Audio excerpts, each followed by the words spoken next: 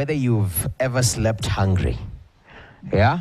I won't ask you to ask your neighbor whether you've slept hungry or not. But it's something else, unless you're deliberately doing it as a fast, I'm fasting. But if you are trying to get food and you're not able to, it's normally quite an unfortunate incident. So I'm glad that's the foundation that has been laid. It is sectoral. Everyone on board. Talk about the government.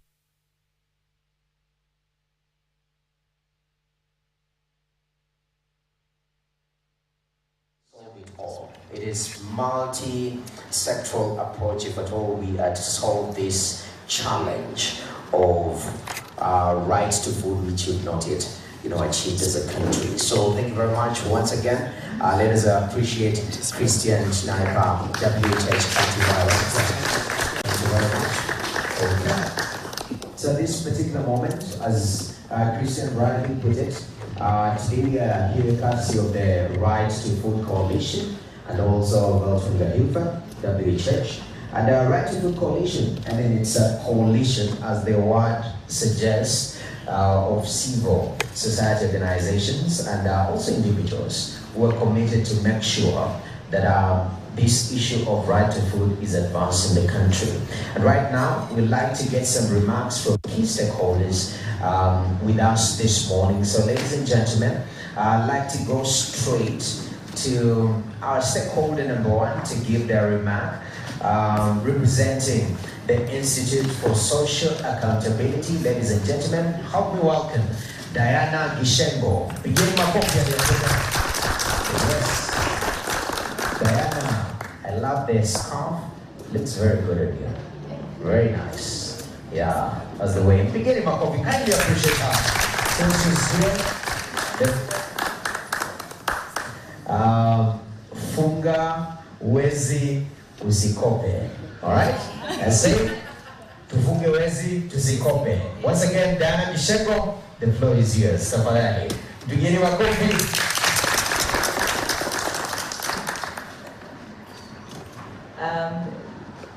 Good morning, everyone. Good morning. Thank you very much. My name is Diana Gishengo.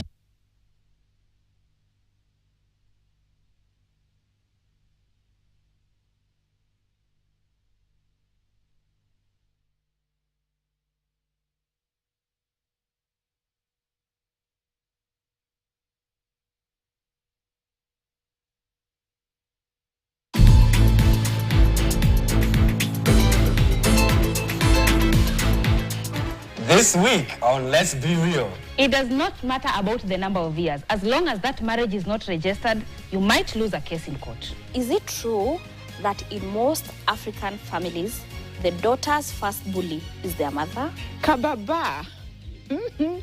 Sprinkle, sprinkle. Or drizzle, drizzle. What nonsense is that? In my time, we said, Omwami wanje, meaning my king. That's how we refer to real men. Forget the kababa, forget the marriage, forget sijui what. This week, we are going to give you more.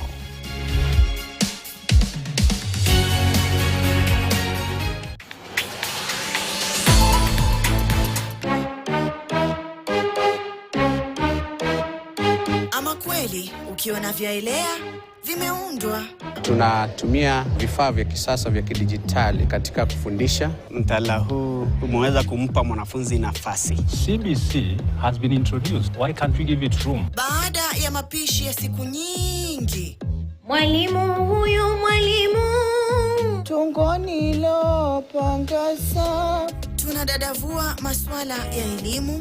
Masomo ya ziada ni muhimu sana. Yanampa mwanafunzi motisha. Lugha, uvumbuzi, uchambuzi, sanaa, tasnia mbalimbali na mengineyo. Mganga na upwa. Mganga? Jui kabisa. Jui Kiswahili. Kupa akupao. Kwa mawanda mapana ya elimu, makuzi kuntu ya Kiswahili. Ungana nami ndani ya kipindi cha Elimu. Ukiujua huu na huu haujui.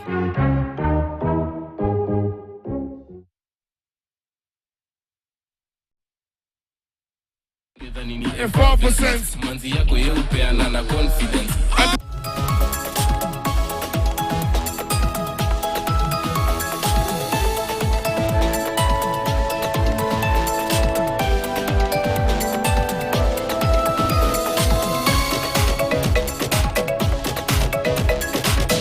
KTN, welcome home.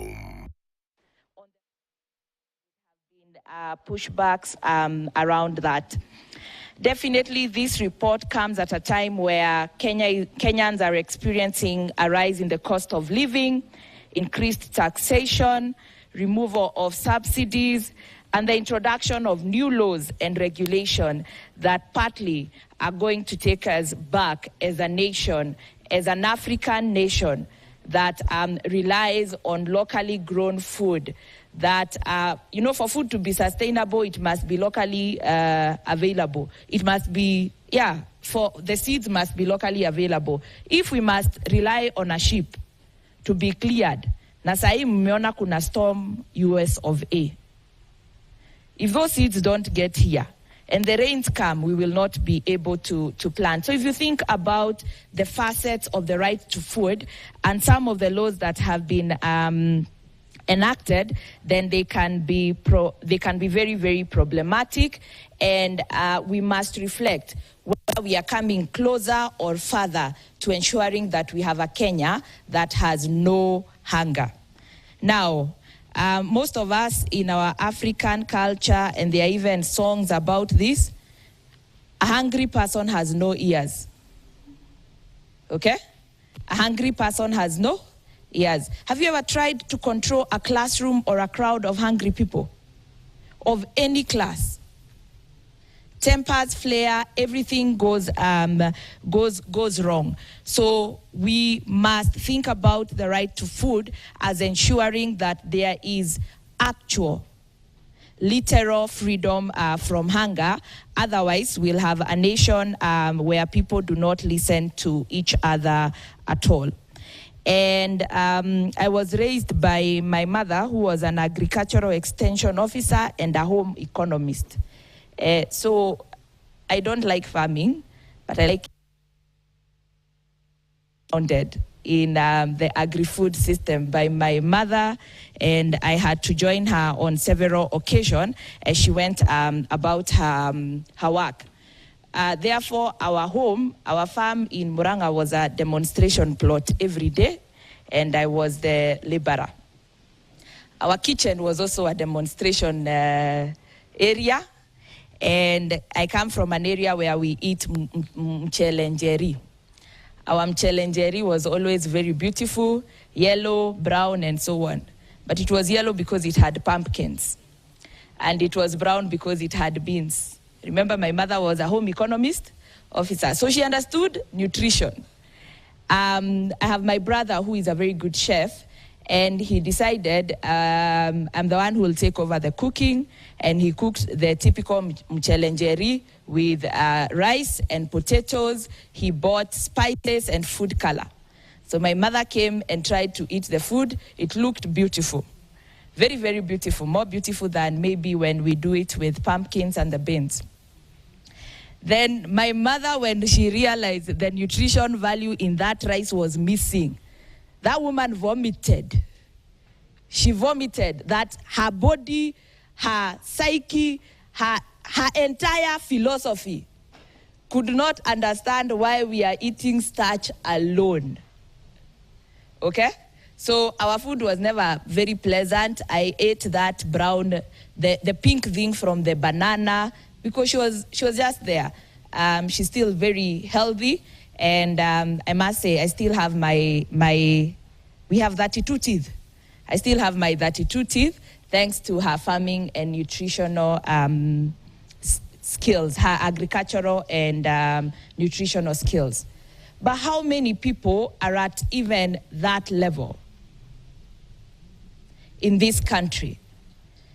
If we are to think about people who get adequate food of the right quantity, of the right nutritional value, culturally appropriate, how many people are there?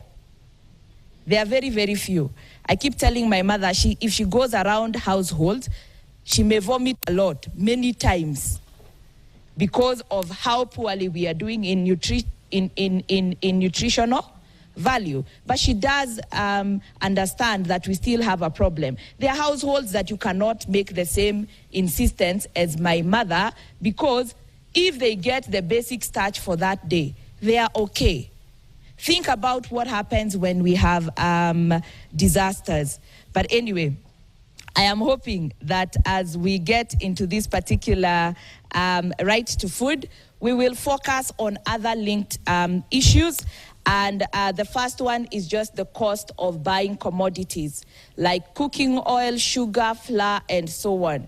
These are the things that are taking us further and further from achieving the right to food.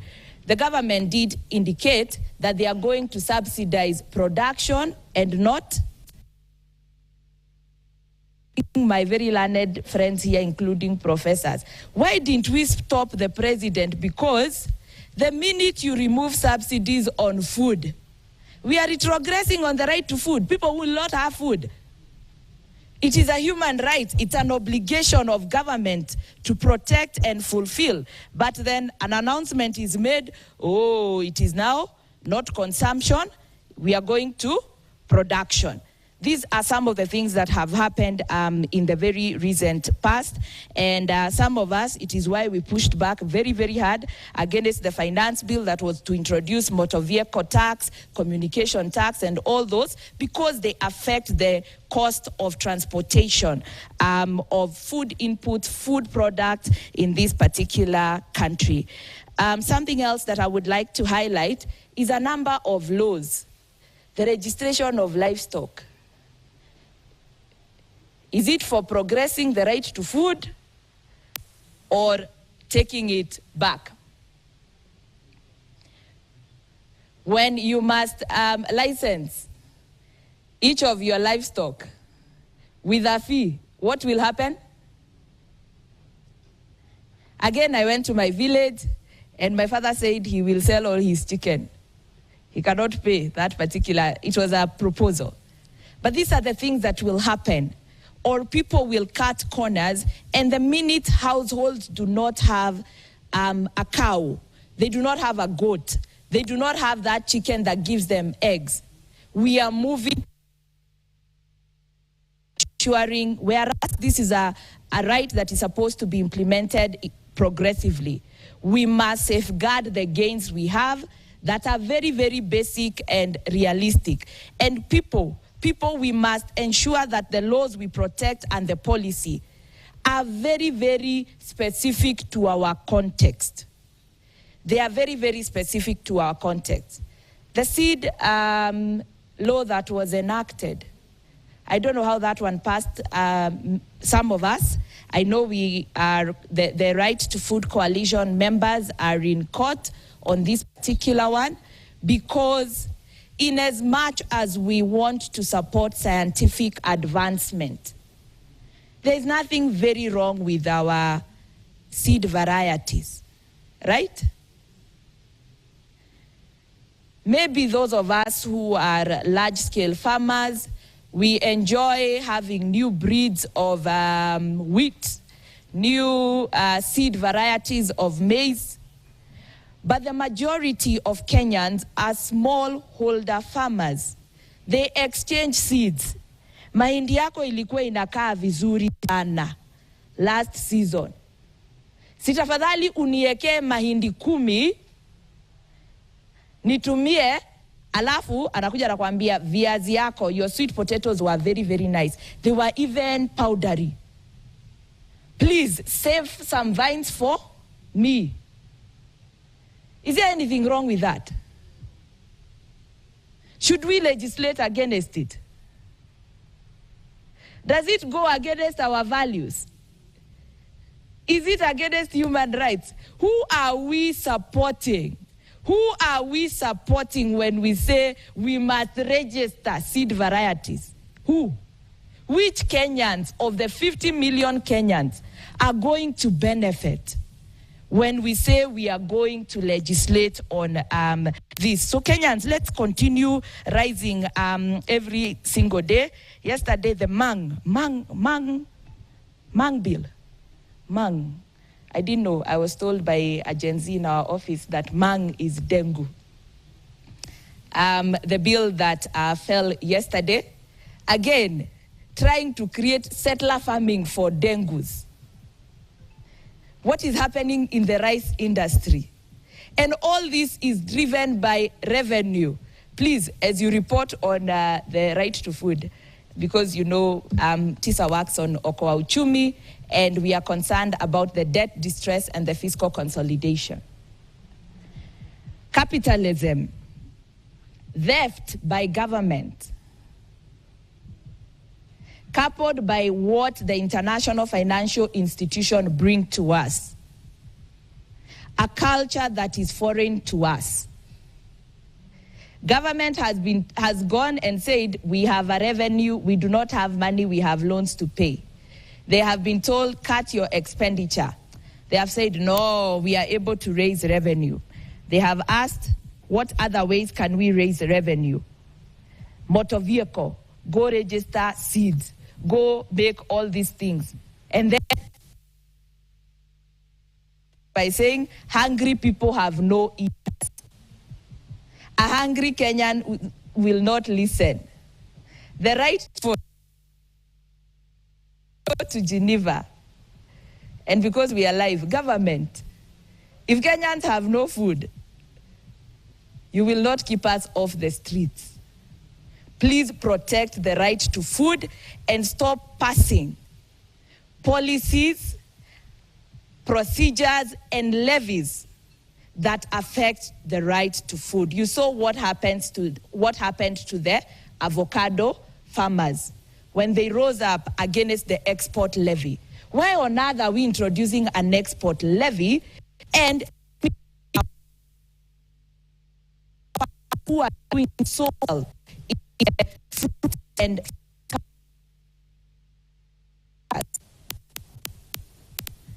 if we increase incomes, people will buy all forms of food, we will have the luxury of nutrition, the country will grow, we will increase our currency strength, the dollar will be trading well with the shilling.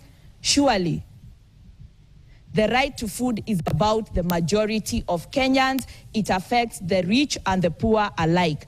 Policies that are only meant to safeguard the rich will make the majority of Kenyans hungry, and when those majority are hungry, nobody will be able to eat their sushi in their comfortable suburbs. I close there, and I urge all of us to remember it is a human right and speak more boldly, because we cannot have our children hungry when the government even proposes to introduce the removal of a feeding program from our primary school. Some children rely on that meal in school only. It is at the heart of the realization of the right to food, as well as the right to health and the right to free, basic and compulsory education. I thank you, and I want to thank everybody who's joined us in this. And as we validate this, we welcome your views and urge all of you to join us as we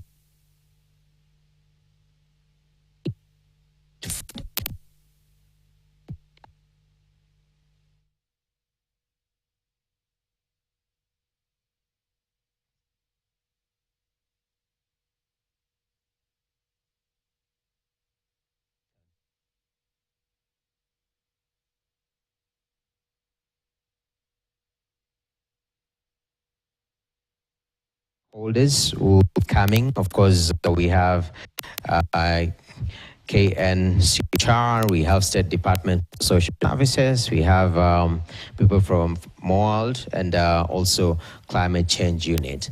Kindly observe time. Hopefully we have close to, if we go too much, we can do 4 minutes at most, so that we stick in program. But Diana has raised quite a number of issues in regards to policy that is being pushed in legislation to introduce changes that will impact our agriculture ecosystem. One of them that we've been going through recently is the Horticultural Crops Authority Bill 2024. So anyone dealing in fruits, flowers, there's a proposition to create a whole new authority. That's, I don't know, sometimes I felt Agriculture and Food Authority in many ways, but again, it's subject to discussion. But again, we have to pay attention in regards to what is going on in the country. Up next, amongst our key stakeholders is the Kenya National Commission on Human Rights. And to speak on behalf of this wonderful organization, I'd like to invite Mr. James Mwenda. Tafadhali mpigeni makofi hadi afike. Mr. Mwenda, karibu sana. Well branded. I like the way the logo sticks out on that shot. The floor is yours. Good morning, ladies and gentlemen. Today is not our day.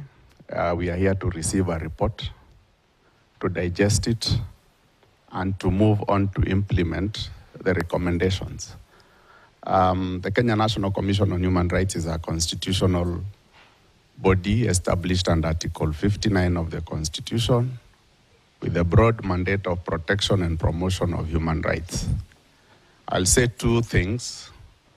One, we are many here representing various sectors, agencies, individuals, groups, and communities. And my take is that we all have a role to play to realize the right to food.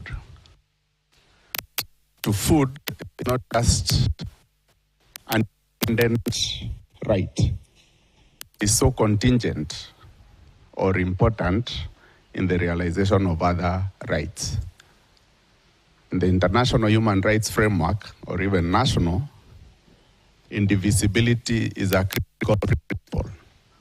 That if you are not well fed, if you don't realize the right to food, then the right to education is jeopardized.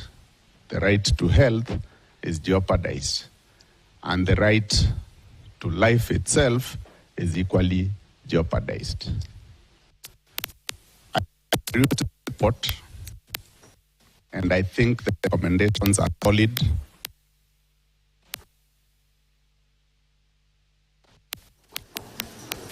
Government is a primary duty bearer as far as human rights are concerned. But we all assume that government knows everything. Government is you and me. Government needs expertise from across sectors.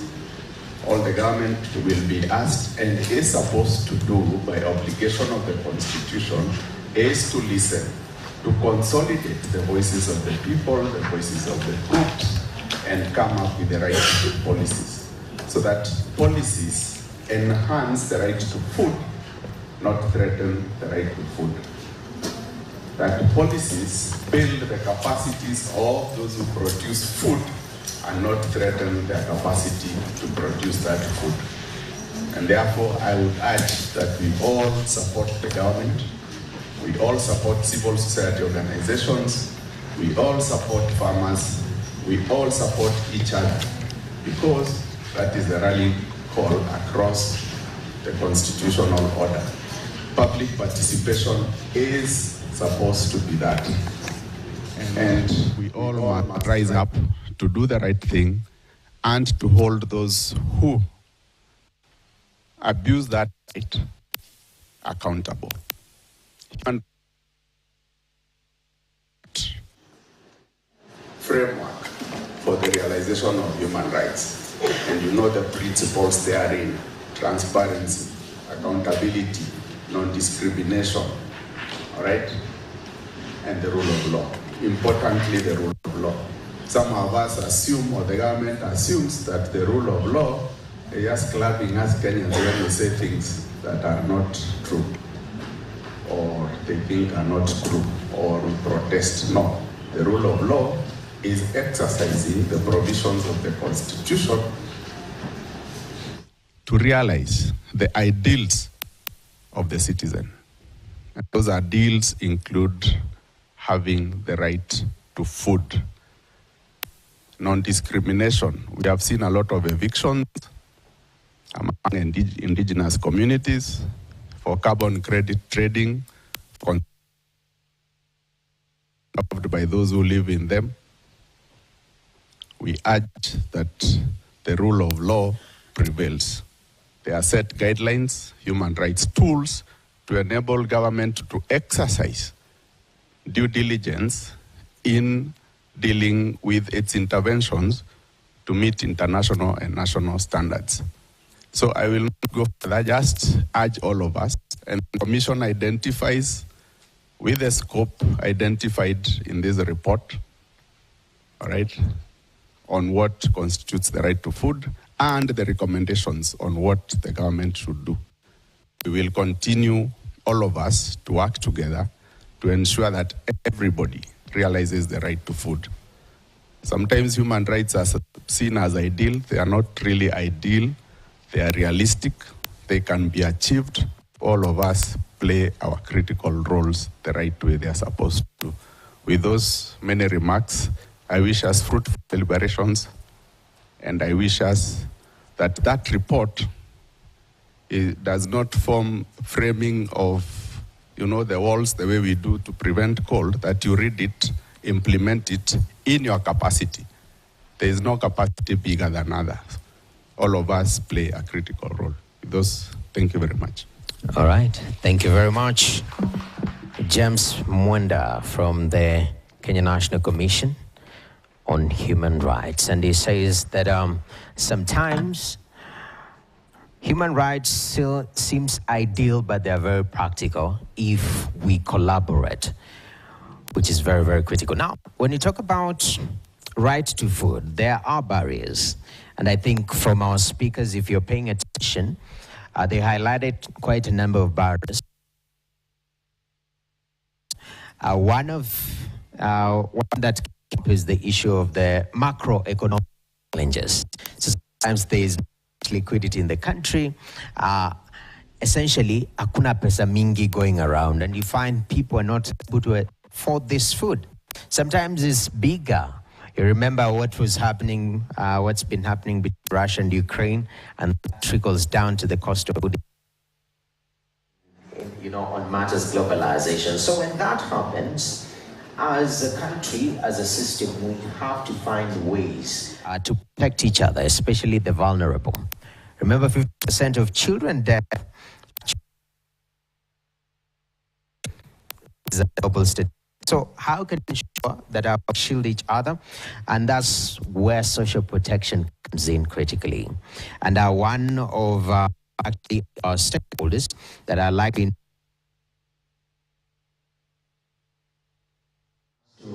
rights to food and how they are helping the vulnerable in the society.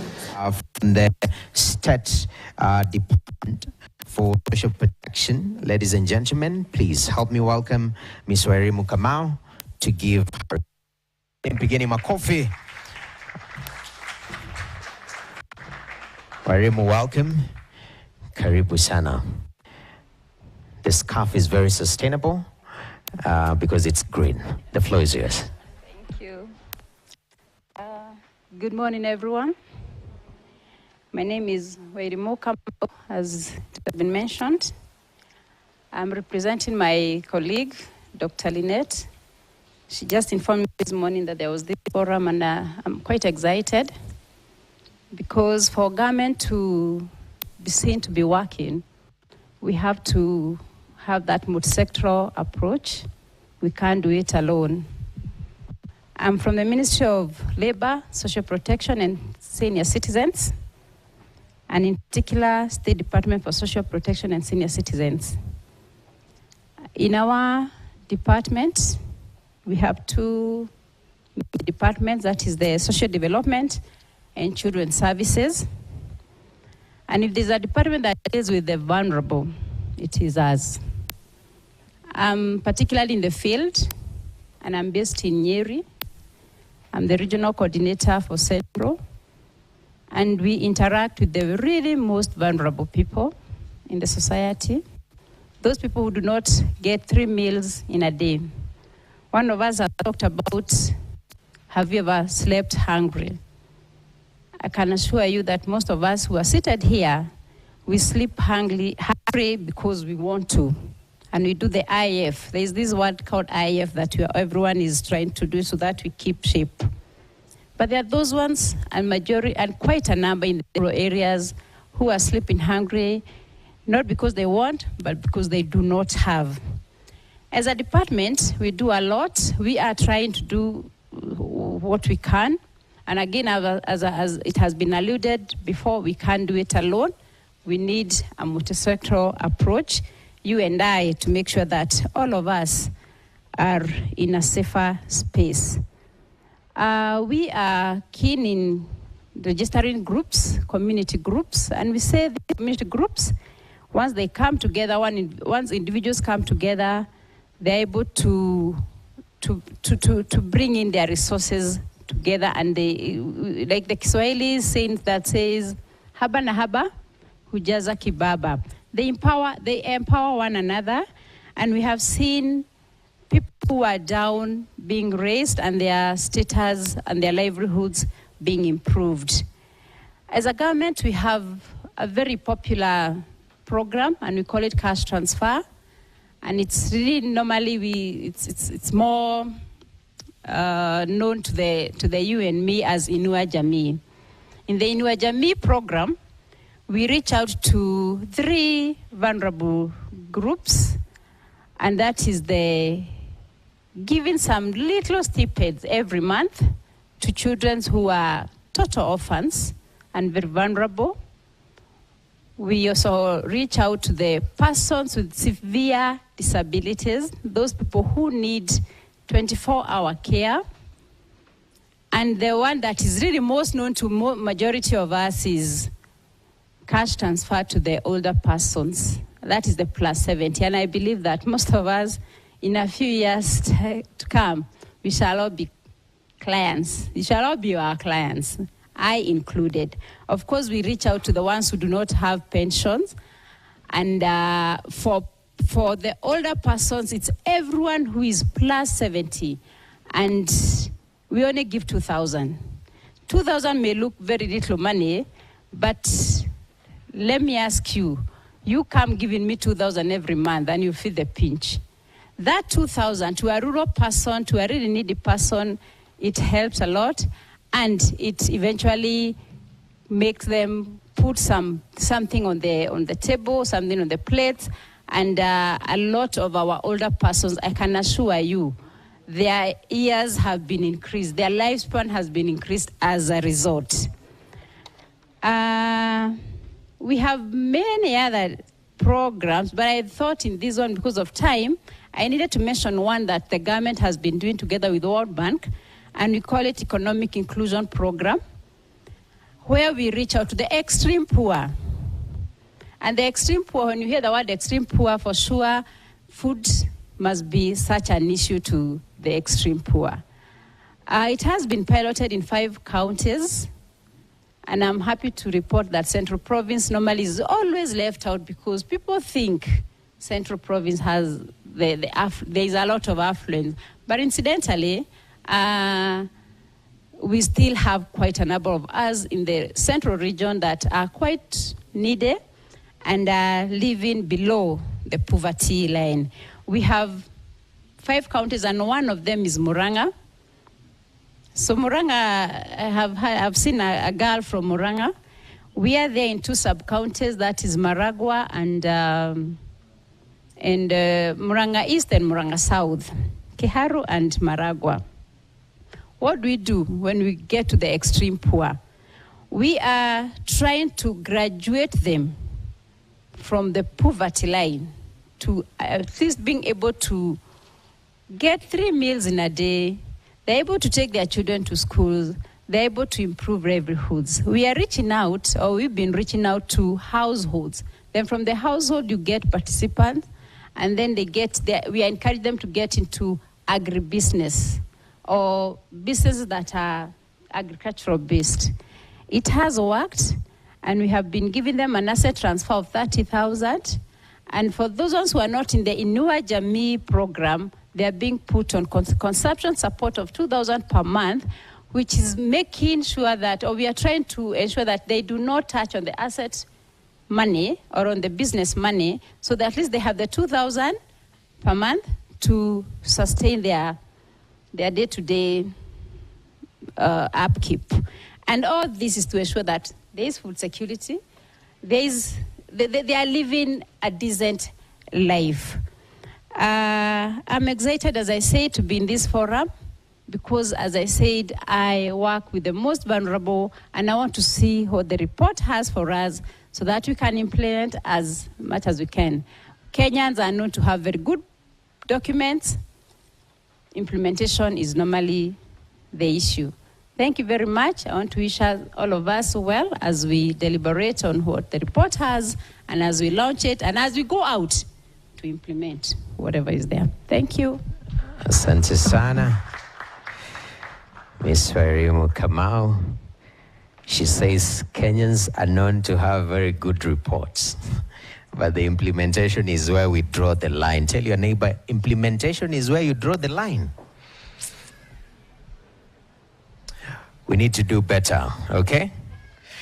Tusitenge tu, but let us also make sure that we are following up with the processes as it is. Now, when you talk about barriers to access to food, or right to food rather, one of them is has actually come up in the conversations, in the addresses here, is this issue of broken agri-food systems. And there are quite a number of issues. Of course, you understand we live in an era of climate change, which is hitting hard our food systems.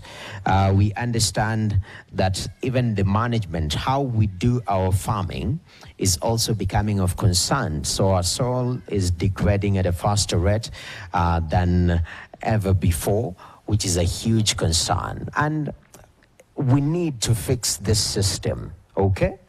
We need to fix our agri-food systems. And whose responsibility is that, especially as a country, when we look about what is happening in the agricultural sector? I'm glad that we have a representation this morning, and also as part of key stakeholders' address from the Ministry of Agriculture and Livestock Development. I know earlier on I had well rebranded them to MOALD, but they were like, no, just call us Ministry of Agriculture. That is for Gen Zs, okay? So ladies and gentlemen, from the Ministry of Agriculture and Livestock Development, please help me welcome Ms. Florence Aguda to give her remarks. Karibuni. Pigeni makofi tafadhali. Ms. Florence, you walk so boldly. I like that. All right. Good morning, everyone. Am I audible? Am I audible? Who ate last night?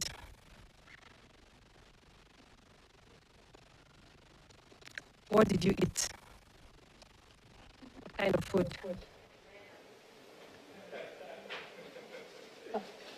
Yes?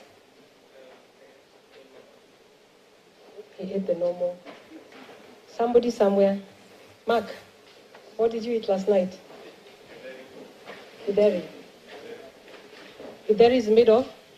Maize, beans, yeah, and avocado. And avocado. Let's clap for him. Indeed, all of us eat food. And food is a very important part of our life. We are what we are today because we eat food. My name is Florence Aguda from the Ministry of Agriculture, Livestock Development, State Department for Agriculture, and I'm in the Food Security Unit. Indeed, as my fellow colleagues have stated, food is a very important thing for all of us.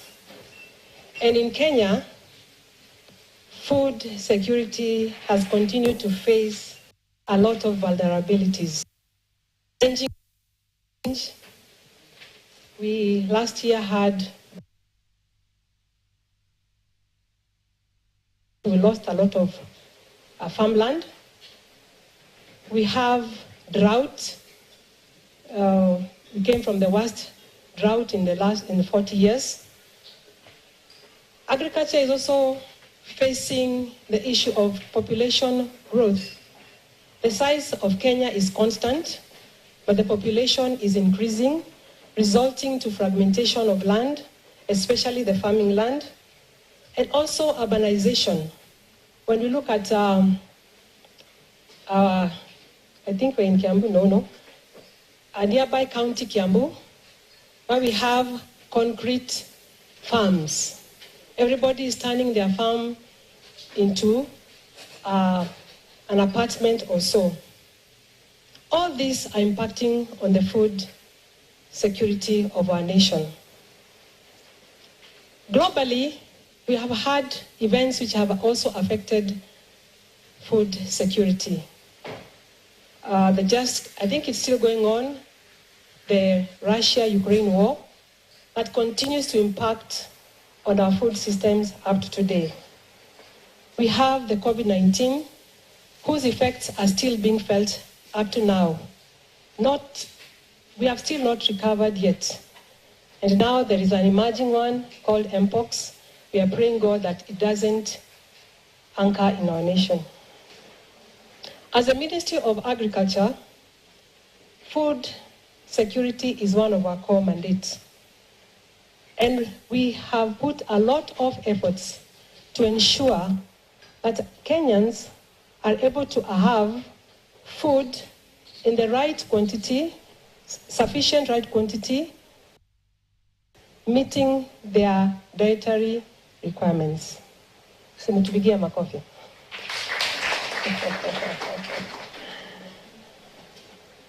Ministry of Agriculture and Kenya at large is relentlessly putting efforts to make sure that as Kenya, we are food secure, aligning itself with the SDGs and our own Vision 2030 and the current government's Better in the food security pillar. We have put a lot of efforts as a ministry to ensure that we build the resilience of our farmers to ensure that that the country is food secure. As we are all aware, more than 70% of our farmers who produce food in this country are small-scale farmers, and they face a lot of challenges, one of which was mentioned by Tisa about the productive assets like fertilizer and seeds. To this end, as a Ministry of Agriculture, we have been able to come up with the fertilizer subsidy program, where we have all our farmers registered, and based on their size of farm, they're receiving fertilizer to help boost their productivity. And I'm proud to say that this year, we are going to have a bumper maize harvest thanks to the fertilizer subsidy. Hello? Hello? We are also promoting oil production. As you're aware that oil takes a lot of our money through oil imports. So we are promoting the production of oil crops, and we have a sunflower promotion going on in all, where we have been able to give seeds, sunflower seeds and fertilizer to the farmers, and soon we are going to have our farmers producing sunflower oil for themselves, and the large-scale farmers will be able to produce to be supplied to other parts of the country. We have also come up with the food seed systems, where we are ensuring that all our farmers have quality seeds through the Kenya Seed and other stakeholders. So in the coming season, the issue of lack of seeds is going to be a thing of the past. We also have the agri-nutrition unit in the Ministry of Agriculture that is very, very keen in ensuring that The crops that our farmers, that we are promoting, are focused on ensuring that they're nutritive, to ensure that we are all healthy and having the right nutrients.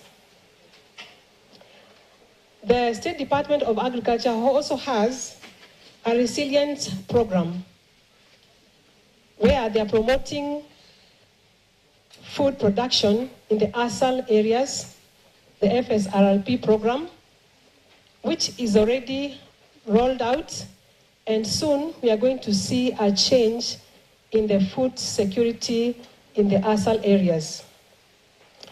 We also have a food systems program, which is looking at the food system landscape of this nation and ensuring that production in Kenya is geared to the changing food system landscape, not only in Kenya, but globally. And looking around and seeing the various stakeholders who have come to be with us today, it is indeed indicative that food and nutrition security is multi-stakeholder.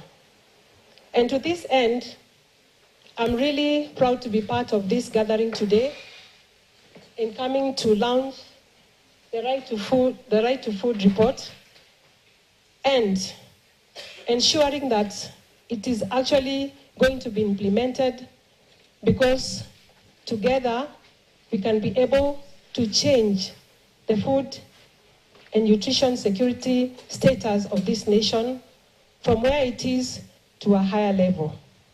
Thank you very much, and I'm really looking forward to ensuring that this book, this report, is actually implemented. Thank you very much. God bless us. God bless Kenya. Okay. Thank you very much, Florence Aguda. Once again, let us appreciate her from the Ministry of Agriculture. You see the way the government tells you, "Simunipigie makofi." That is nice, Ms. Aguda. But thank you very much for the effort that you're making from the ministry to make sure that you're streamlining some of these hurdles when it comes to right to food. Now, in the next 10 to 15 minutes, we are about to have our keynote address. And the gentleman I'm about to introduce, he's a lecturer. So when I was telling him he has close to 15 minutes, he was telling me, have you ever seen any 15-minute class in campus, especially in the Faculty of Law? It's almost impossible, all right? So, but today we are here to break barriers and to set new precedents. So ladies and gentlemen, please help me welcome Professor Nicholas Orago. An amazing gentleman. I've known him for quite some years. I think I last saw you 2 years ago. And good to see you, sir. Have a good time, sir. All right. Let's enjoy the lecture and learn 10 to 15 minutes.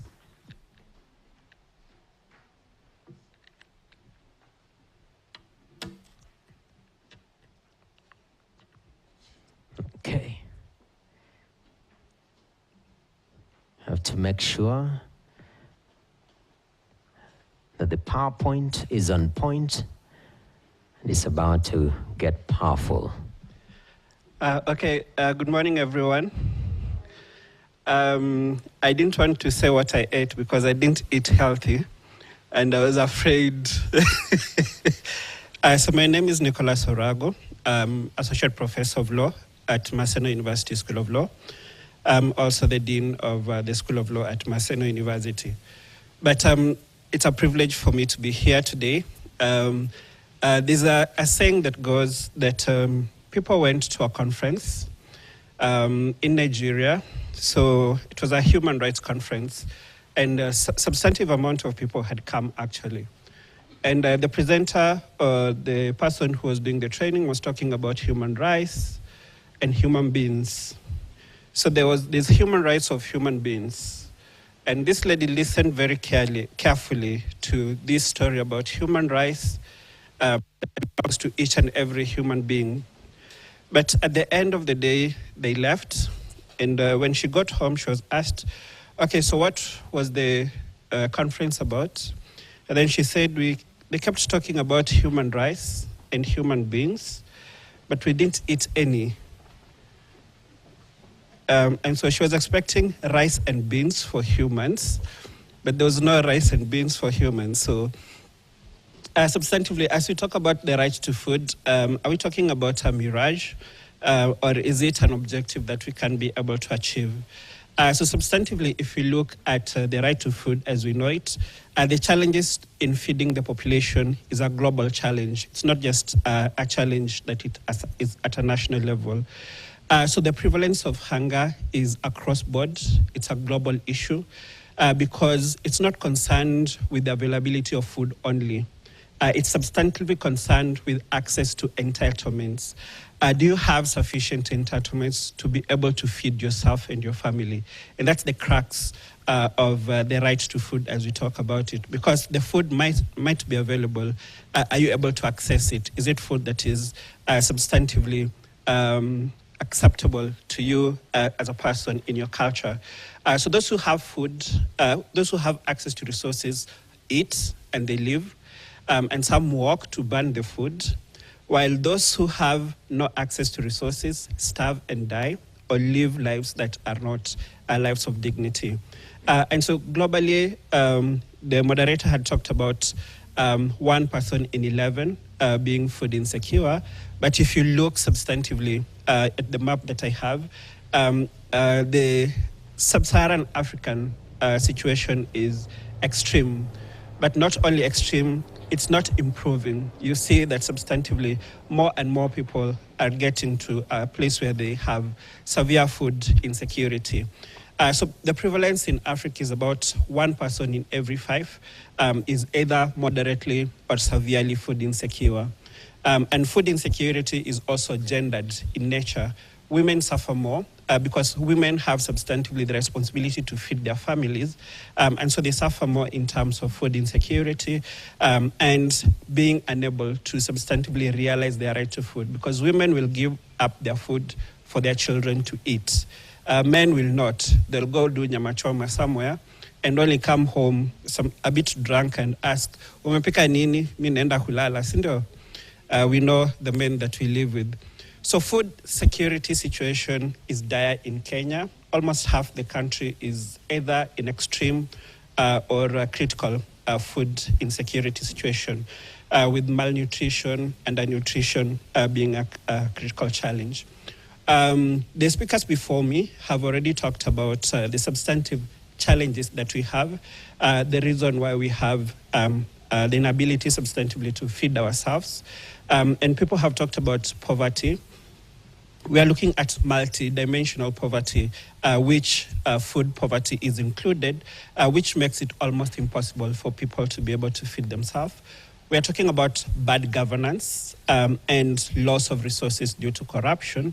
And this substantively, when we look at the laws that have been talked about, that substantively are put in place to affect smallholder farmers in relation to access to seeds, access to production resources, in terms of what Diana was talking about, registering your livestock. These are substantively because of bad governance, because of the multinational food companies are actually taking over government and controlling government and imposing these laws not to benefit us, but to ensure that they're able to make profits. We have the burden of debt, of course, that comes with the reduced social spending. And where there's reduced social spending, we've talked about social safety nets and the little amount of money that is paid in those social safety nets might substantively improve the situation of 1 or 2 people, but not by much in terms of people living lives of dignity. The climate crisis, of course, because our livelihoods is based on nature, and so substantively rain-fed agriculture, climate change coming with the increased pests and diseases, and use of substantive pesticides, which also raise the challenge of food safety. Geopolitical tensions have already been talked about. That has led to high food and fuel prices. Minimal social safety nets has already been talked about. Land grabbing, water grabbing by the multinational companies that makes it almost impossible for us to have land to grow the normal crops that we need to feed ourselves. These are substantive challenges that we have to be able to address. So how do you feed a growing population in the context of climate change, shrinking capacity of our natural resources to produce food, while conserving our ecosystem and protecting our diversity? So this is an impossible problem to solve if you don't come and work together to find systemic solutions to be able to address this. When I was growing up, population control was a thing. You never could go to a family without having a substantive picture of, on the one hand, a planned family, and on the other hand, an unplanned family. Is it? These days, family planning is a very political issue. Politicians will want us to produce more so that we can have votes and have governance, ability to govern. But substantively, even though we don't speak about it, it's quite a difficult challenge because demographic explosion is going to affect our ability to feed ourselves. So how do you respond to this challenge? By ensuring that we don't destroy the ecosystem, Mother Nature, that we depend on to be able to feed ourselves. So the response to the challenge that we have has to take into account the need to have efficiency in production and supply of food. How do we ensure that we have sufficient, but not only sufficient, also diversified foods? Because Mama Diana will puke if the food is not diversified in such a way that there's a balanced diet. So how do we ensure that this is achieved? And we know for a fact that it's our smallholder farmers that produce diversified food that feeds us, and they're the ones that actually produce the food that we eat. And we have seen the attack from different quarters, environmental and legal in terms of policy that is being geared to affect our smallholder farmers. So how do we address this and achieve harmony in production while addressing the key challenge of food sovereignty? Because we've talked about food sovereignty and the need for us to produce the food we eat. So how do we ensure that our food is what we know and what we accept as the food that we want? And it's not just about production, it's also about consumption and addressing wastage. We have transformed our consumption patterns. We eat more meat, we eat more milk, but how much grain or how much field does it take to grow 1 kilogram of meat or to produce 1 liter of milk? And so if we substantively consume, because for the middle class is growing, and so we want to eat meat, we want to drink milk, we want to eat substantively higher quality proteins. To what impact to the environment, to what impact to other people who substantively rely on grains for food. Dietary preferences have actually substantively changed. We substantively want food that is easier to cook, that is food that is processed. But what about the distances that food covers? What about the preservatives that are put in that food? And how does it affect our health? We are talking about non-communicable diseases and the pressure on the health system because of non-communicable diseases is at the roof. And this is because of the way we eat, our food preferences. We cannot be able to address the food challenge that we have unless we also address the demand side of food. The issue of food handling, food storage, we know we lose the 30 to 50% of food that is produced. And substantively, if we had effective systems of production, then we'll not need so much more land to be able to produce food, because we'll use what we produce and we'll use it effectively. And that will reduce issues of deforestation and biodiversity loss that we have. We also need socioeconomic transformation in terms of governance structures. We talk about the international food value chains, but how equitable is the international food value chain? how does it affect us, especially in terms of trade in agriculture? When we talk about the World Trade Organization and the Agreement on Agriculture and the protection of smallholder farmers in terms of subsidized goods from other places, is the system of trade in food, is it fair and just to us? How does it impact on our farmers? And how can we as a country also not only address the national issues that affect our ability to feed ourselves, but also the global issues that affect our ability to feed ourselves. I was in a meeting on Tuesday, and a very senior person in the union movement came to make a presentation about the new funding model. Everybody knows that the university's new funding model is an issue. And he made a bang the table speech about the right to education, about non-discrimination. And substantively, this is a very senior person in this country, and I realized he doesn't understand rights. He doesn't. I didn't respond then because I'll have an opportunity to respond, but he didn't understand rights. So if somebody at that level does not understand rights, what about the other people that we have to deal with? And this was just the right to education and the right to freedom from non-discrimination. What about the right to food? How many people really understand what the right to food is? So substantively, even for government officials, when you're talking to a government official and they're discussing policy on the right to food, how many of them really understand the nature of the right, the content of the right, the obligations that come with the right? And you'll find that it's not very many people. And so we have work on our hands, not only to educate us as civil society actors and people in this space, but to educate each and everyone, the duty bearer, so that they understand what the nature and extent of their duty is, and the right holders, so that they know what the nature of their entitlements is, for them to be able to effectively put those duty bearers in check. So substantively, we have, and I won't go through this because of time, we have an important component in relation to the right to food, which is the standard of realization of the right to food compared to what we call as civil and political rights. So we have this standard of progressive realization. And this is what has been used substantively by those who do not want to be able to put in place measures to enhance the realization of rights. They have talked about the right to food being an economic and social right, therefore subject to the standard of progressive realization. But not much has been done to actually understand the component of the standard of progressive realization. So what does it mean? What does it entail? There are four important components that we have to be able to understand. One is progression. Each and every country has to really move forward in terms of putting in place expeditious measures, be it legal policy or otherwise, to enhance the realization of the right to food.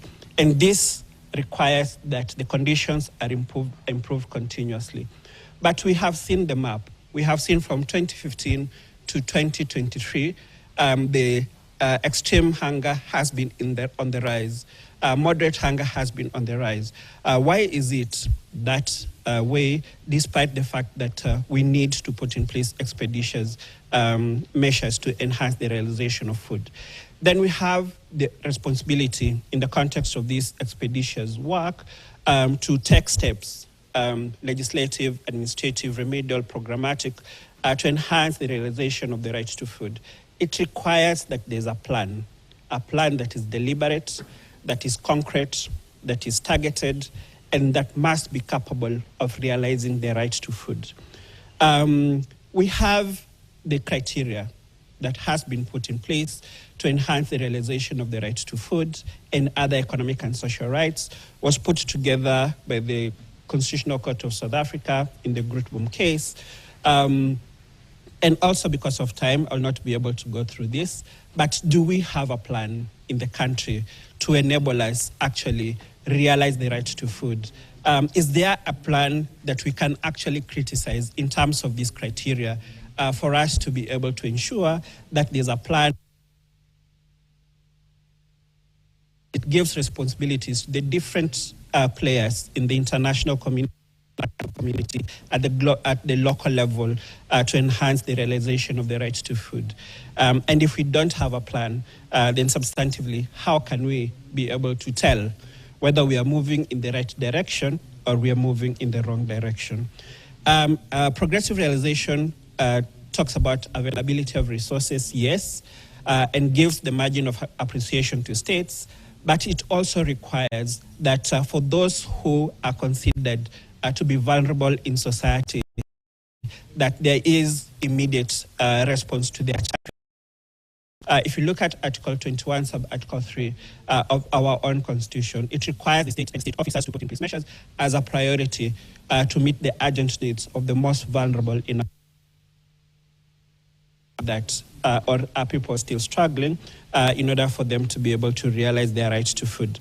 International cooperation and assistance, substantively, the right to development and the right to use the resources that is available to us, of course with the support of our international partners. Have we been able to harness international support to be able to realize the needs of the most food insecure in our societies?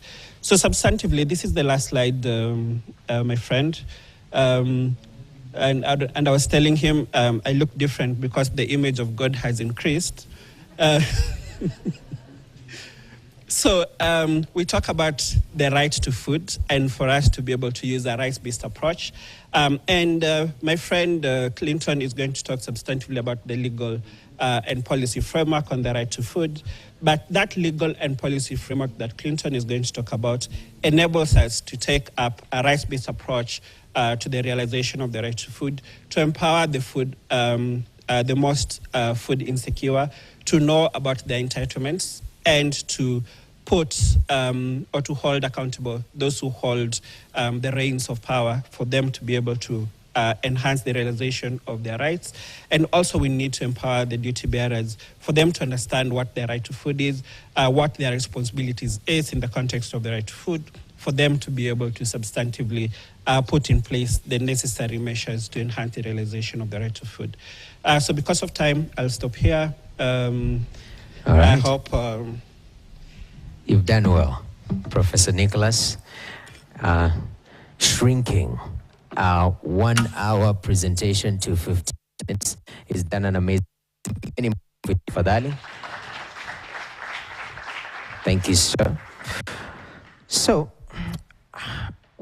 we have a time, we should be actually by 11:30, we should have gone through the report. So, between the report, which shall be presented by Dr. Elizabeth Kimani Murage, short address, and I'll urge Mr. Johnston Shisanya from the East African Center for Human Rights to be very brief before we go into the report, so that we get an ample time to go through it and finalize for especially our audience out there by latest 11:30. So brief remarks on matters why the Universal Periodic Review, on matters third cycle, just to bring us up to date and where we are on matters right to food. Please help me welcome Mr. Johnston Sisana from the East African Center for Human Rights. I've butchered your second name, sir, but you are a forgiving man. The floor is yours. Thank you. For those who know me, I'm sure they are wondering whether I'm actually Johnston Shisanya. Good morning. My name is Gilbert Onyango. I've just walked in less than 3 minutes ago. I've just come from a similar meeting at the Danish Embassy for the Sexual Reproductive Health Rights and the Women's Rights Cluster. So I'm the Executive Director of the East African Center for Human Rights, and I've had the single privilege of being the coordinator of the Kenya Stakeholders Coalition on the Universal Periodic Review. Now, mine will be very brief. To speak to the issue of the what and why of the Universal Periodic Review. Now, what is the Universal Periodic Review? The Universal Periodic Review is a mechanism of the United Nations Human Rights Council that reviews all human rights so that is why it's universal. So whether it's civil and political rights, whether it's economic, social, cultural rights, whether it's group rights, and I dare say it even goes beyond human rights. Because under the UPR, sometimes you even have issues around human trafficking, you have issues around sustainable development goals, you have issues around refugee rights. So it's as universal as can be, okay? So all human rights are reviewed, and it's also universal because all countries are reviewed. All 193, 194, 195 countries, depending on where you are or who you are. All 194, 5 countries, members of the United Nations, are reviewed, and importantly, on an equal basis. There's no single country that is more superior than the other. All of them are equal. Now, it is periodic because it happens every 5 years. And it's a review that everyone takes part in. Kenya was first reviewed in 2010. Our second review was in 2015, and our third review was in 2020, where we received in excess of 300 recommendations. We are now preparing for the fourth cycle, and I'm glad you're all here, because under Kenya's, as civil society, we have organized ourselves into the Kenya Stakeholders Coalition on the Universal Periodic Review that brings together no less than 300 organizations. And within those 300 organizations, we have divided ourselves into civil political rights, economic, social, cultural rights, and group rights. So those are the three. Within those three clusters, we have various thematic areas, and right to food is one of the thematic areas under the economic, social, and cultural rights. So now, I'm happy because I must say that I've really been very impressed by the work that has been done by the Right to Food thematic group, because to be honest, they've set the pace on a lot of these things. And when I look at the quality, for example, of this document and the issues that have been raised, the bar has been raised quite literally when it comes to pushing and promotion for the realization of the right to food. So even as we sit here, I hope that we'll be able to start thinking of how the recommendations that are contained herein will be implemented, especially by the government of Kenya, because it has the primary responsibility, but also as civil society, as academia, we all have a role to play when it comes to the realization and implementation of the recommendations that are contained inside this particular document. What happens after we come back from Geneva next year? Because now we have this particular process. We are going to have an in-country pre-session. We are looking for resources to be able to have an in-country pre-session where we, as civil society and academia and people who work on right to food, meet with the recommending states. Kenya is a state under review. The recommending states are all those other members of the United Nations, who will then make recommendations to Kenya. So we are going to meet them here in Nairobi in January. We are fundraising for that. Kenya will be reviewed in May next year, April, May next year. Then after that, the recommendations will come back. The most critical thing is for us to ensure that we come back with an implementation framework for the recommendations, because those recommendations will not mean anything. They will not even be what they are written on unless they are implemented. So let us start thinking ahead in terms of the implementation of the recommendations. I had a 47-slide presentation, but I've decided to just speak from the heart. Thank you all, and may God bless you. All right. Thank you very much. Gilbert Onyango. This is you, yeah? Yes, that's me. You had posed very well, yeah? You look very sharp. Again, my apologies. Mr. Johnston Shisanya, yeah, I've just branded your boss, your name, yeah? Now when you go back to the organization, bragging rights, yeah? Yeah, but thank you very much, Gilbert Onyango, Executive Director, the East African Center for Human Rights. Now we want to listen into the presentation of this particular report. And to take us through this is Elizabeth Kimani Murage, Senior Research Scientist, Head of Health and Wellbeing Theme, also Lead Nutrition and Food Systems at the African Population and Health Research Center. Pigeni makofi tafadhali akikuja. All right, Daktari, good to see you. I can see there is the element of presentation that we are supposed to have. Hopefully in the next 15 minutes, we should have a clear understanding on what the report entails. But for now, it's time to dig in and get to understand what really is in this report. Once again, is Dr. Elizabeth Kimani Murage presenting the Right to Food Universal Periodic Review Report right here, even as she fixes the laptop. Ukifinya laptop huko Teptengeli. But for now, tuone kama ita reflect. There we go, it's coming to life. Beautiful, all right? Dr. Elizabeth? There we go. We are making sure that you get to see the report in its majestic format as it is, starting with Right to Food report for the 4th cycle of the Universal Periodic Review. The floor is yours, Dr. Ari. Good morning, everyone. Yeah, it's a pleasure to be here in front of you today to present this report, and I'm honored to have your to have your audience. So I'm going to talk about the report that the team, the Right to Food Coalition, has been putting together. So this is just an overview. You have the report with you in your hands. Please go through the report. This is just an overview. So this is the outline of my presentation. Just take a short moment to just look at that. I'm not going to read through.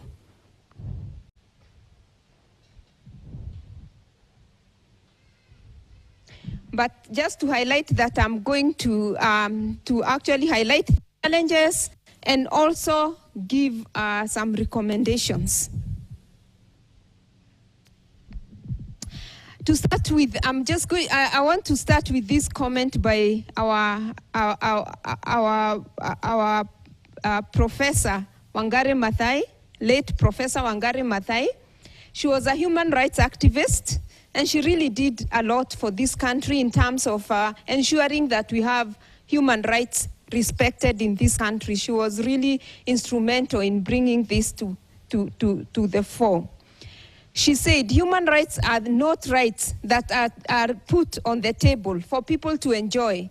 These are rights you fight for and then you protect. I know many people have fought for the rights in Kenya. We have a Bill of Rights in our constitution where the right to food falls. But we are here now.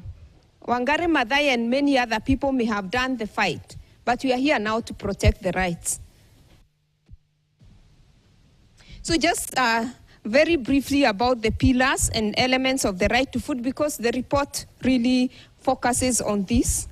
So we have I'm highlighting 4 pillars. One is availability, accessibility, adequacy, and sustainability. Availability refers to possibility of production or purchase of food from the local market. Accessibility refers to economic and physical access to food. Adequacy refers to quantity and quality of food in terms of nutrition, value and safety, and acceptability of the food. And sustainability refers to food should be accessible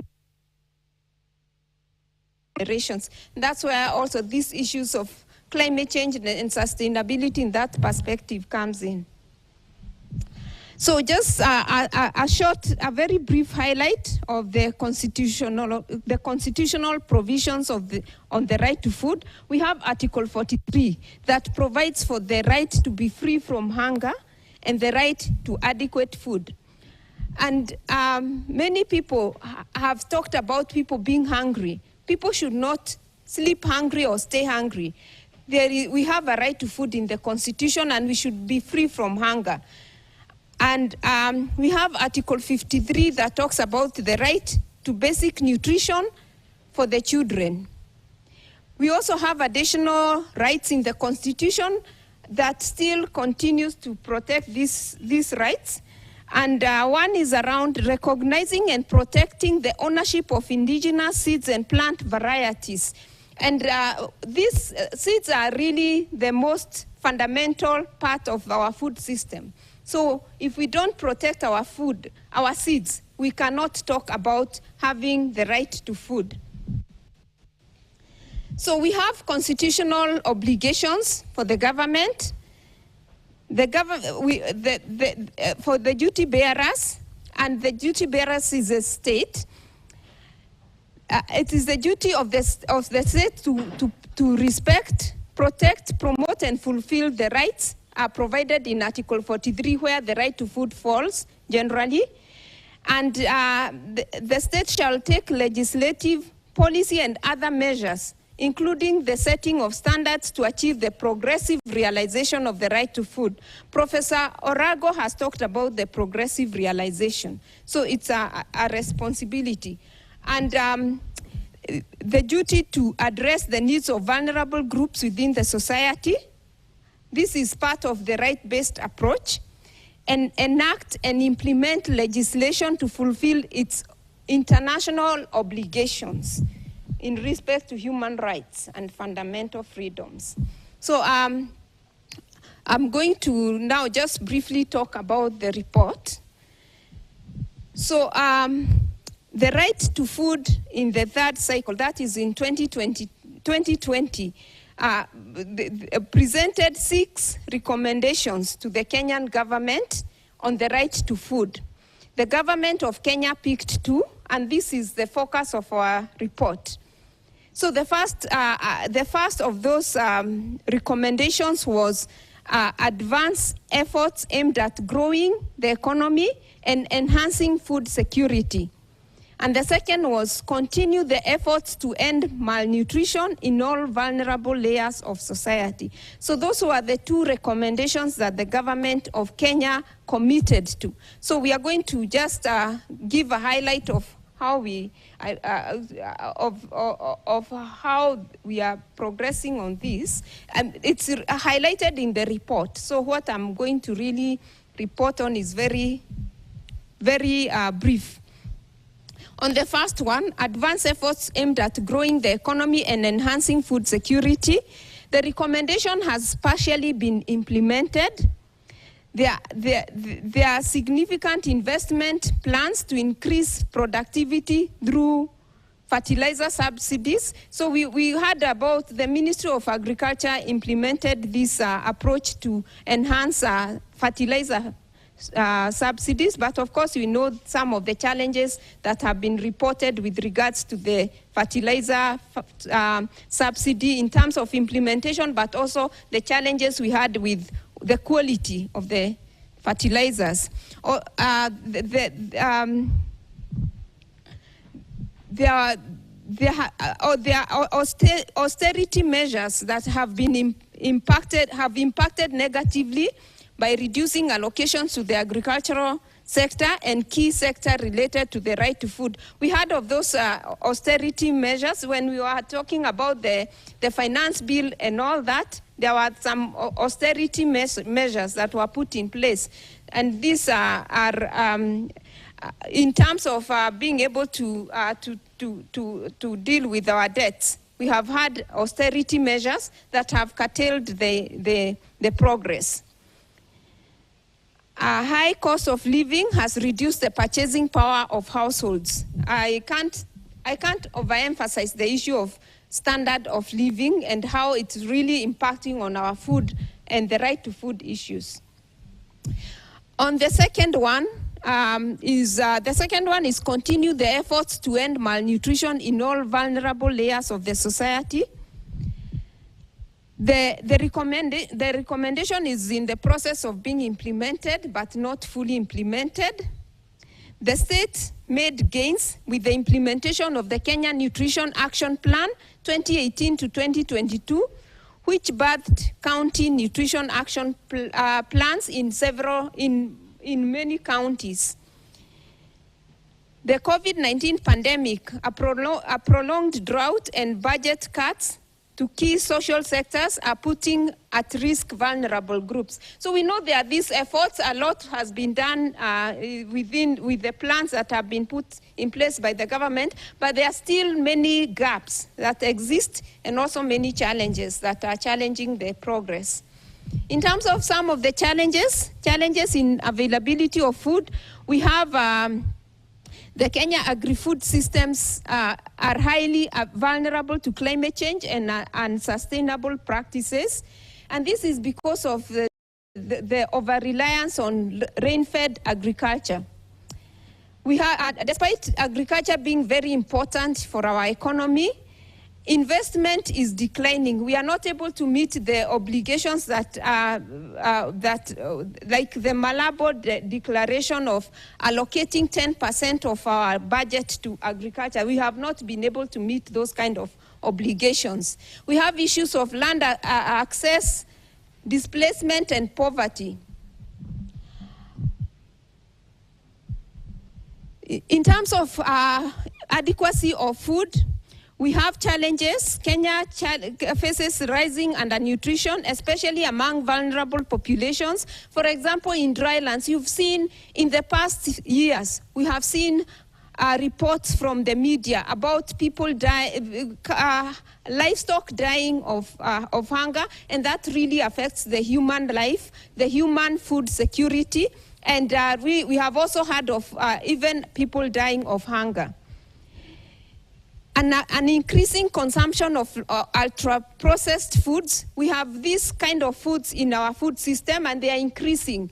These ultra-processed foods that have high levels of salt, sugar, and fat.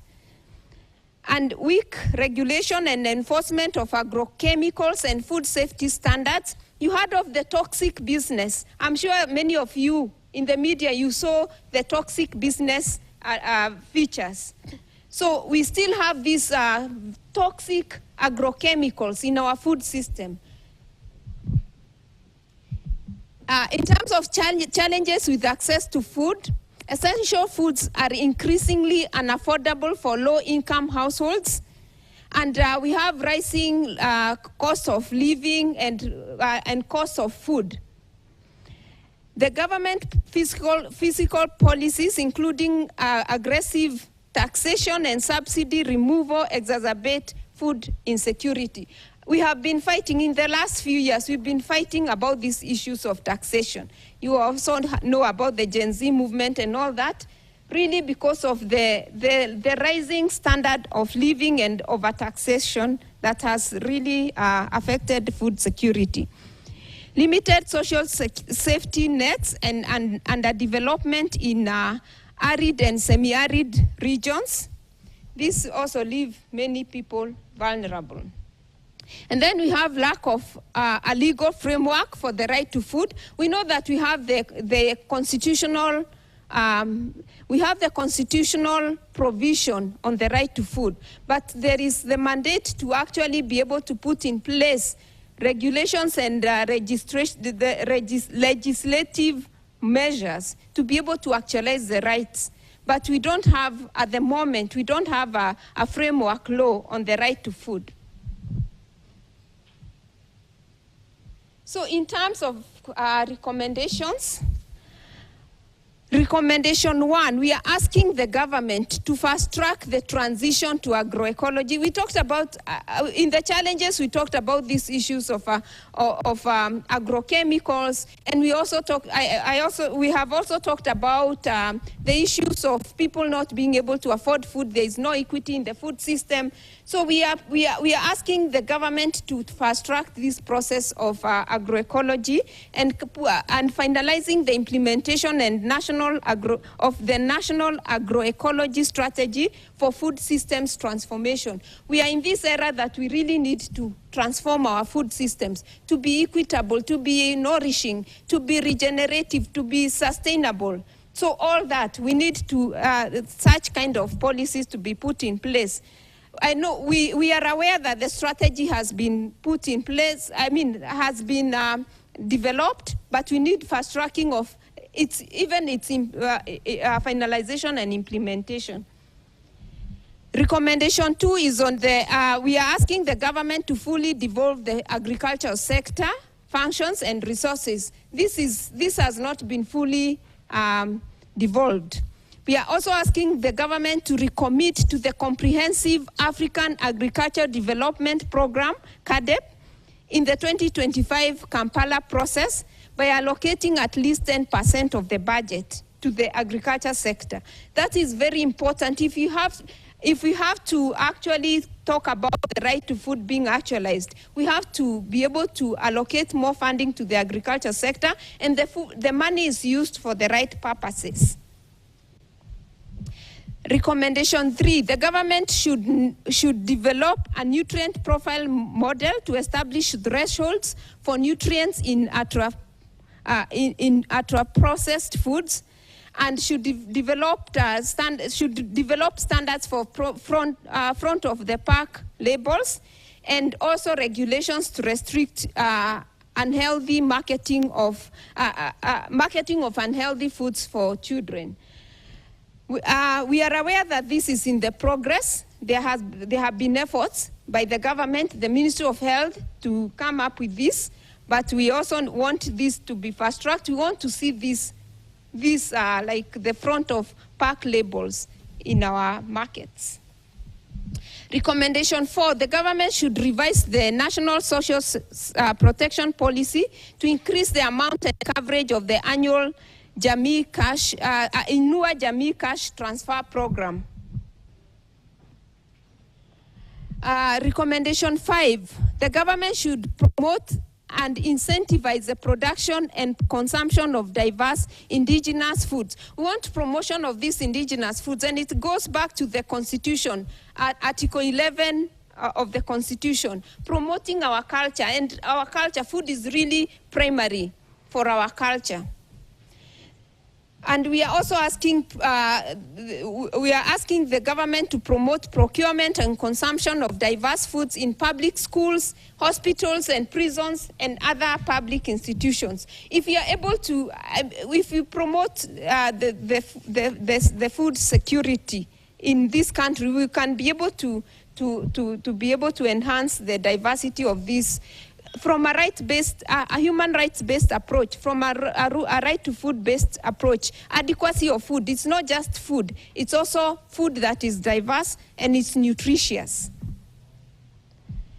Recommendation 6 is, we are asking the government to immediately withdraw highly hazardous pesticides from the market. We know that several of these hazardous, toxic chemicals, agrochemicals are still in the market. We are asking for immediate removal. And we are also asking for promotion of affordable alternatives such as organic biopesticides. We have these, and these are also friendly to our environment. They are friendly to they promote sustainability of our environment. We are talking about sustainability for this population now and to serve the future population. We are also asking the enactment of the Food and Feed Safety Control Coordination Bill of 2023. Implement the mechanisms to enforce standards on food handling, including full capacity labs and harmonization harmonized standards for export crops and local use. So these are some of the things we want the government to be able to take charge. Recommendation 7 is on, we are asking the government to fully implement Article 11.3b of the Constitution, and that is around still about the culture and indigenous foods and plant varieties. And to recognize farmers' rights in seed systems. Recommendation 8 is we are asking the government to reconsider the proposed austerity measures and prioritize budgetary allocations to sectors that are fundamental to the realization.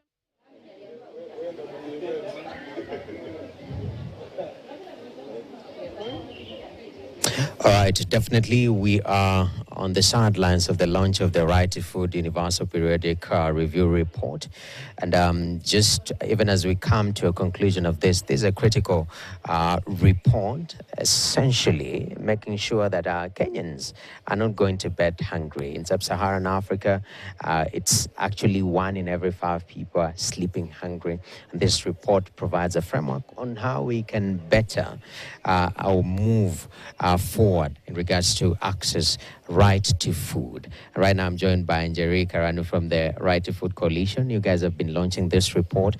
Njeri, in brief, what is this report all about? Thank you, Noah. This report is by the Right to Food Coalition, and what we are doing is we have assessed the right to food situation in Kenya and given recommendation to the government on how to improve the situation in Kenya. It is a civil society report. It is part of the Universal Periodic Review Mechanism, which is a mechanism of the United Nations. Kenya is coming under review next year in 2025, and as civil society, we prepare shadow reports to mirror what the government reports on the right to food, and together we coalesce efforts of civil society and government on how to improve the right to food or the food security situation in Kenya. All right. If at all, 2 key recommendations, because there are a raft of them, what will that be from this report to make sure that we're making progress on the right to food issue in this country? One key recommendation we have is for the government to reconsider the austerity measures that are in place. We know we have a debt problem, a debt challenge in the country, but the austerity measures have reduced the purchasing power of households. The increased taxation, stagnant wages, loss of jobs, it has reduced the purchasing power. People are not able to buy healthy food. People are using coping strategies where they are foregoing maybe they're eating once a day. So the government to reconsider these austerity measures and to fund key social sectors that are related or help in the achievement of the right to food, such as health, education, and social protection. The other key recommendation we have is to establish a legal framework to help realize the right to food. This legal framework will have accountability measures and redress, such that when your right to food is violated, or when you're not accessing food, there's some form of redress for the citizens, and also to have clear accountabilities by the state and even non-state actors, including private sectors, on what they are doing, what actions they are taking in the food systems to improve food security. Jerry, if I want to get hold of this report as a Kenyan, I want to dig deeper. Where do I get it from? You can visit our website. It's rtfcoalitionkenya.org, or you can connect with us on Twitter, X, and it's at Food Coalition KE. Definitely. You say Twitter and Gen Zs were like, no, it's X. But thank you very much for your input. So that's essentially it. The report has been released at RTF, that is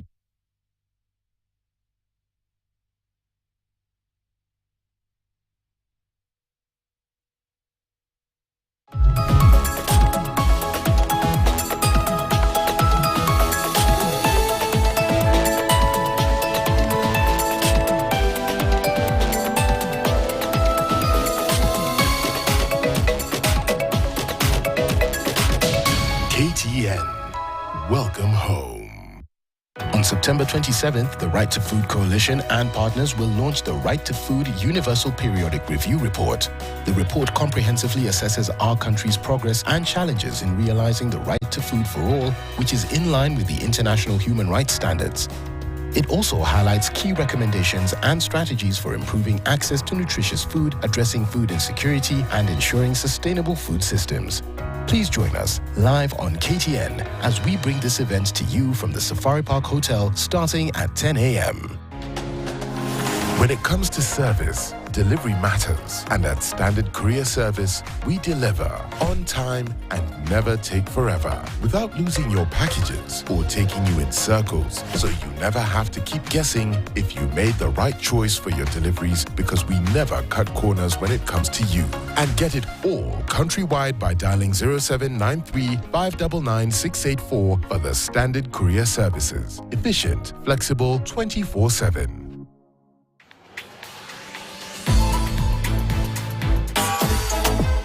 Hey, inakuaje waresh na wahesh? Manze, this is Kubash in the hood. Na unajua kila kitu si uifanyaje? Na mafinyo. Weka finyo. Ongeza finyo. Weka finyo. Ongeza finyo. Jua ki bless, yo bless na mafinyo.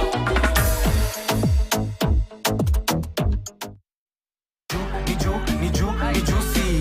Flavors zote tamu tena fruity.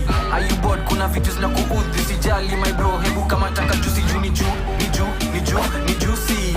Flavors zote tamu tena fruity. Are you bored? Kuna vitu zinakuudhi, sijali my bro, hebu kama taka juicy juu ni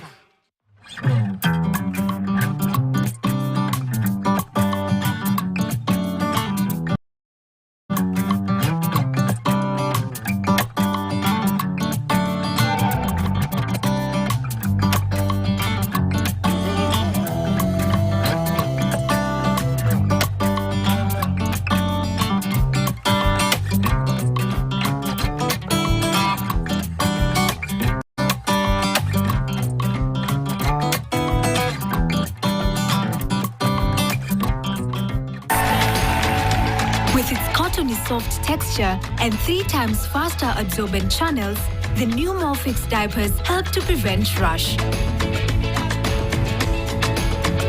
Morphix, comfy like a mom's hug.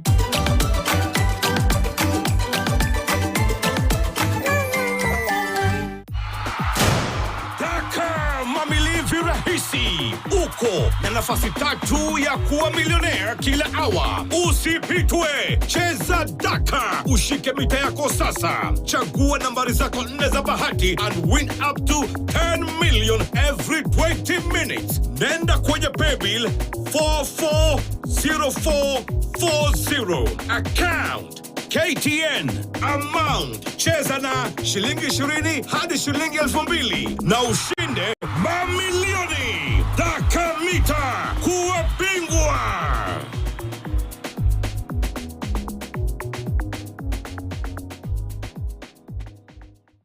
Have you been searching for the perfect office space for your business? Then look no further. Standard Media Group is offering a perfect affordable co-working space along Mombasa Road. Whether you're a startup, a growing business, or an established company, we have the perfect space to suit your needs. Our offices are fully furnished with high-speed internet, 24/7 security, and access. You also get to enjoy our modern facilities like conference room, gym, nature garden, cafeteria, and clinic. Book your dream office space by contacting Eric on 0721 668 447 to work in a professional and inspiring environment.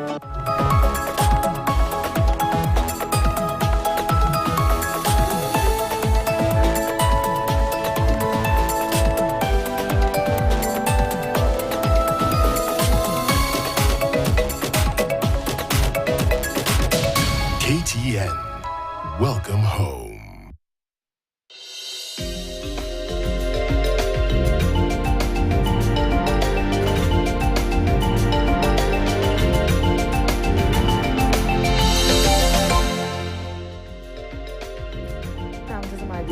Hali gani? Natumai mzima wa afya popote unapotegea taarifa hizi za yanayojiri. Karibu ni kujuzi yaliyoibuka na kugonga vichwa vya habari.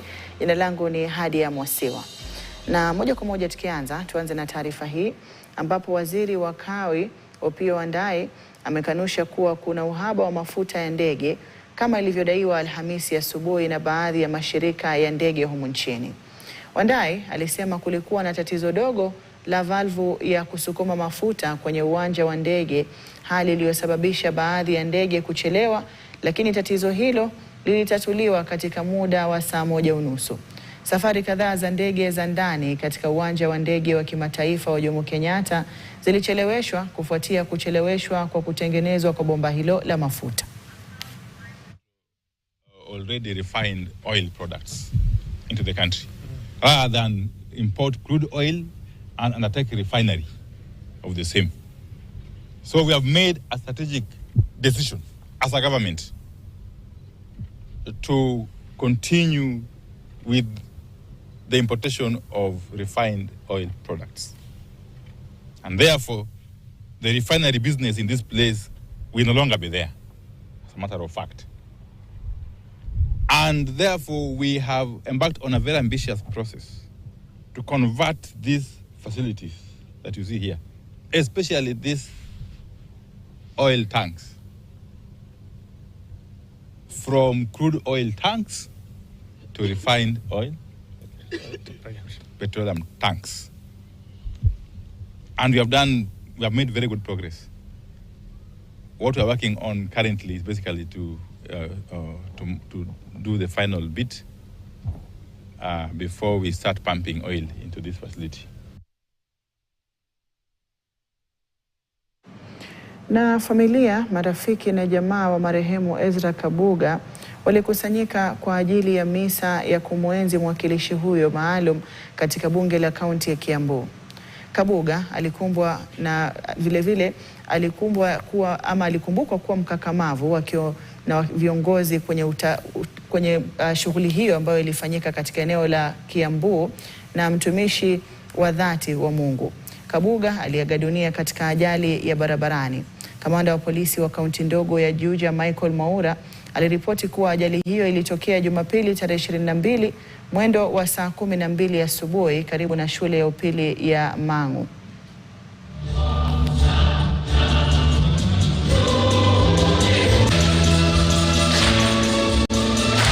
Despite the accident, he didn't have major injuries on the face. The rest of the injuries are within the rest of the body. So I looked at him and I told him, I'm not leaving you here. You just need to calm down.